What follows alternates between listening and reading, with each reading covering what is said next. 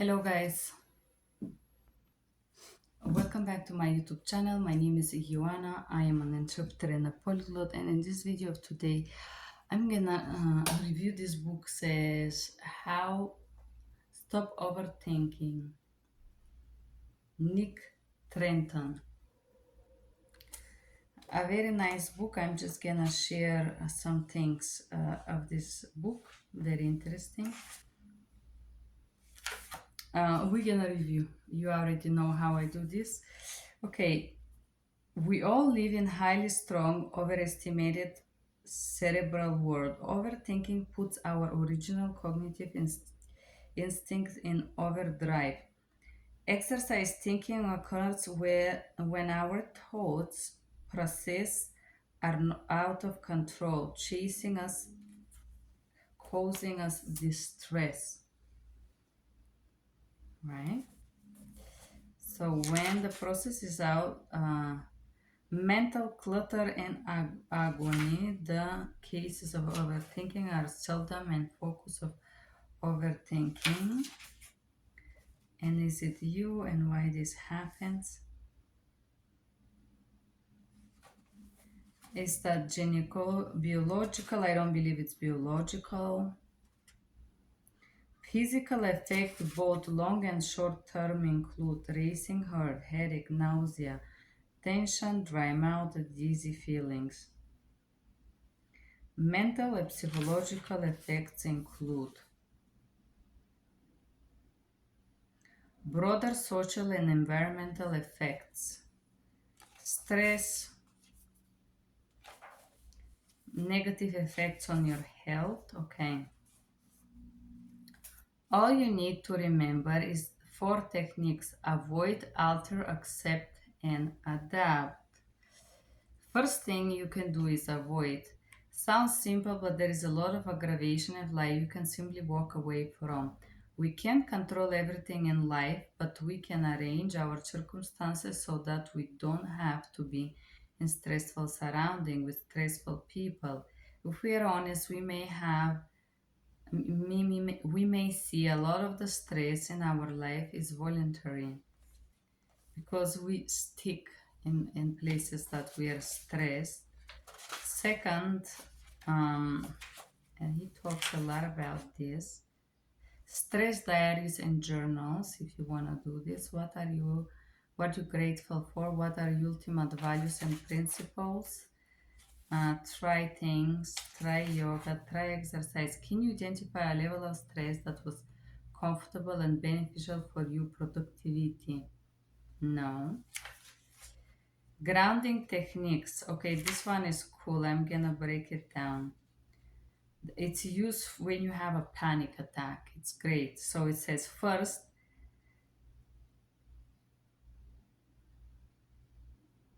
find 5 things in your environmental that you could see. 4 things that you could feel or touch. 3 things that you could hear. 2 things that you could smell. And 1 thing that you can taste. Just look for them. This is like exercise, cognitive exercise to relax. Narrative therapy, externalization when you share with someone. Use journaling, visualization, and so on.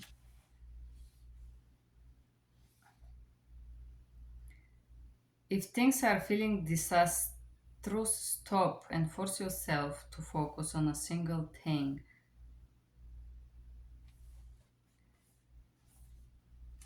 Great.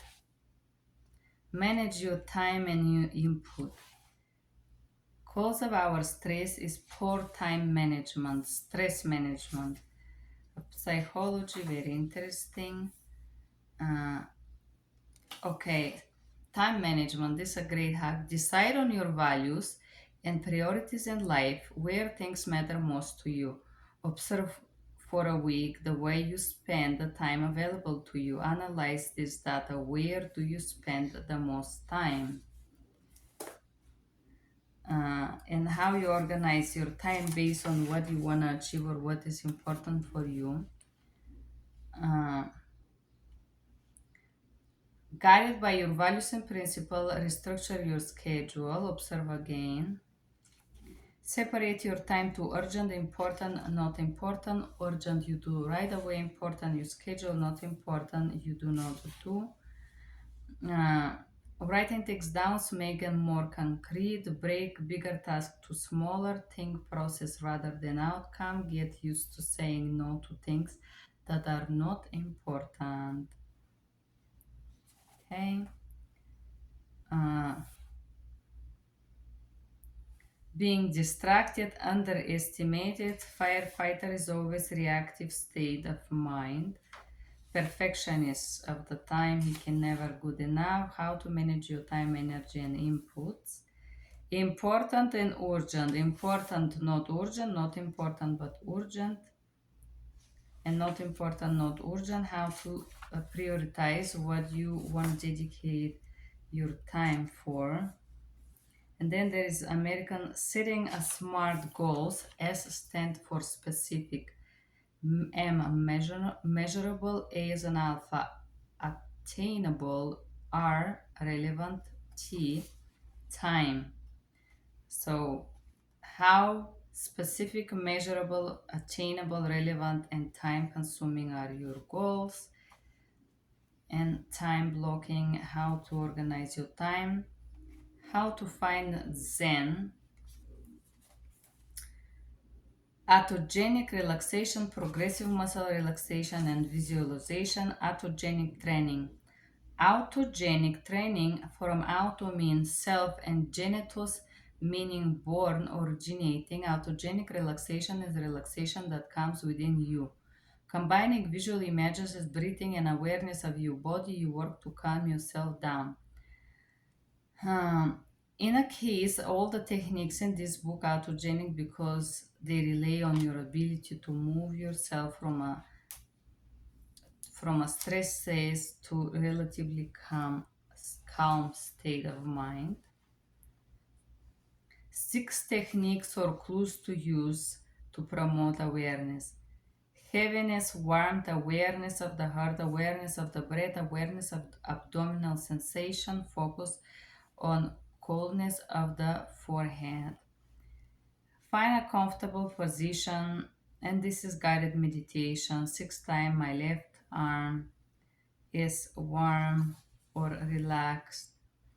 Follow with your other arm, receive a process, saying, I firm up, I am alert.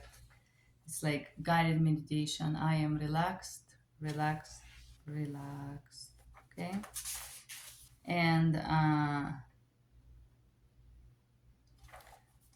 it's more breaking down how to do progressive relaxation, brain relaxation. Anxious and worried thoughts are kind of sticky. They have, sorry, it's not here, okay. Worry postponement, or how to postpone your worry.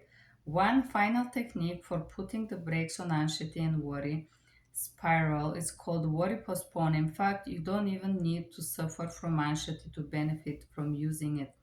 Great all around stress management technique. Around my trial, okay, blah blah blah. Research focus on people tendencies, okay. According to the findings, worrying postponement is an effective way to put objective distress between the person and their distressed thoughts, as well as practice a degree of metacognition, which can reduce overall anxiety and overthinking. So you postpone whatever bothers you, you put something in between. How you do this? A question: is this worry genuine problem that I can do something about it? And then this book talk a little bit about the stoic mindset and how to focus on what you can control. Cognitive distortions, and talks a little bit all or nothing thinking, black or white thinking, overgeneralization, they're all like this, everything is bad, life is bad. Personalization, was another distortion common to those who tend to have maladaptive appraisals of social situations and therefore anxiety. under analyzing or externalizing, favoring the negative and discontinuing the positive. Okay, like thinking negative. Emotional reasoning and this cognitive. Um, our feeling must point to the truth of the things. In other words, if I feel it, it must be true. Say you have a performance review coming up at your job and you have sneaking suspicion that it wouldn't be very flattering. You don't really know how it's going to go to plan out. You assume that your suspicion have merit and become convinced that a poor review may lead to problems and lower your self-esteem. Okay, just the antecedent behavior consequence model. In 1970, Edward Carr and colleagues conducted research and discovered that many problems behaviors were logically linked to a small set of antecedents and consequences. Though their focus was on applied behavioral analysis, the model has been subsequently used to help frame the process of individual behavior change.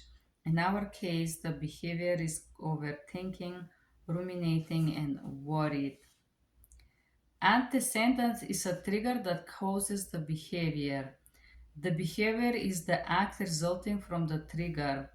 It can be helpful or not so helpful. The consequences is the outcome, good or bad behavior, basically acting out of emotions.